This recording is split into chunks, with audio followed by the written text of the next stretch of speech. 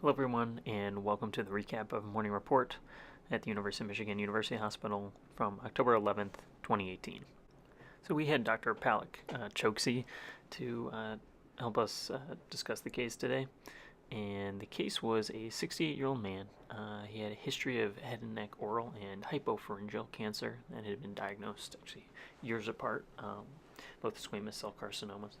And he had actually had multiple neck surgeries, and he was most recently hospitalized this time for a total laryngopharyngectomy and a free flap reconstruction and bilateral neck exploration.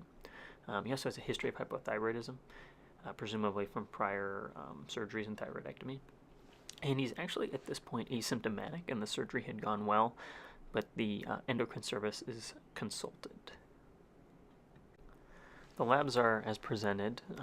You can tell that the CBC is notable for a hemoglobin 8.7, although he's chronically anemic, and his basic metabolic panel is stable. Mainly his calcium is notable for being very low at 6.3, and you'll note that his albumin is 2.5, so corrected calcium is 7.5. For those of you who are aware, albumin is negatively charged, calcium being positively charged. So as albumin goes up and down, the serum calcium level will go up and down. It's noted that this is relatively reliable, except when there's severe acid or base disorders, which will make that calculation not as reasonable. Also of note, PTH was checked once the team was made aware of the patient's calcium, and the PTH level was less than 6, or was less than below the limit of detection. I want to recap really quickly the role of PTH and how that affects calcium levels, and in the setting of a patient that has low calcium. Essentially what PTH will try to do is it will act on the kidney to try to increase calcium, and it will act on the gut to try to increase calcium, and it will also act on the bones to increase serum calcium, and we'll take a little bit closer look at that.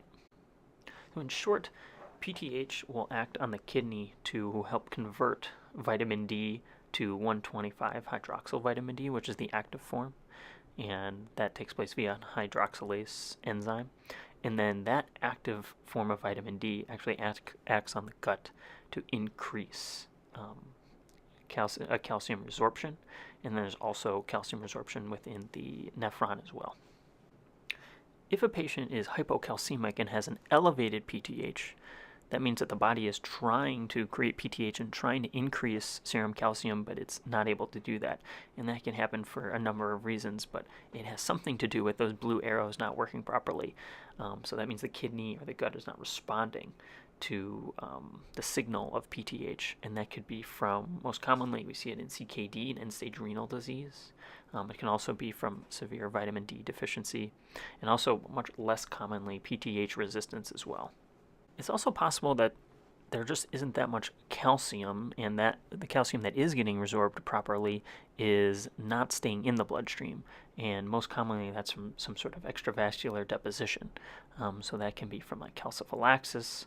Another example would be from a massive transfusion, and a lot of the patients exposed to a lot of citrate intravascularly, and that citrate can bind the calcium and you can end up losing calcium that way as well. There is a very rare setting in which hypocalcemia can be seen, in this case from fluoride toxicity. We talked about in Morning Report an actual case of a small town in Alaska that actually had a contaminated water tank, and several patients had signs and symptoms of hypocalcemia, and this was due to fluoride toxicity. And there is a mechanism that is hypothesized to cause this by the formation of fluorapatite, which draws calcium outside of the serum. If a patient is hypocalcemic and the PTH is low, that's never appropriate. And so we have to try to determine why the PTH is low. And here, if there's no PTH, then the kidney, the gut, the bones are not receiving a signal to increase resorption of calcium. Classic examples of low PTH could be from surgery, either transient or permanent. So In this case, the patient has had head and neck cancer and the parathyroid glands are taken out either on purpose or just in the process of the surgery that can lead to hypocalcemia due to hypoparathyroidism. It can also be transient in the setting of a large amount of fluid, or, as we mentioned earlier, transfusion can cause hypocalcemia, and PTH may be slow to respond. PTH can also be low due to attack on the parathyroid glands or parathyroid glands not functioning properly. That can be related to autoimmune disease or potentially infiltrative disease and infection, notably HIV.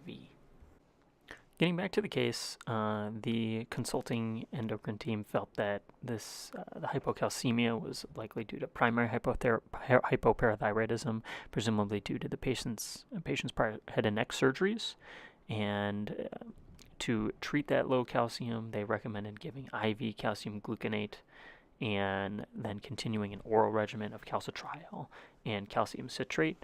And over time, the patient's calcium normalized. In follow-up, the patient's calcium has remained at a normal level, although he remains on supplemental calcium and calcitriol due to the fact that he has permanent hypoparathyroidism due to his prior surgeries.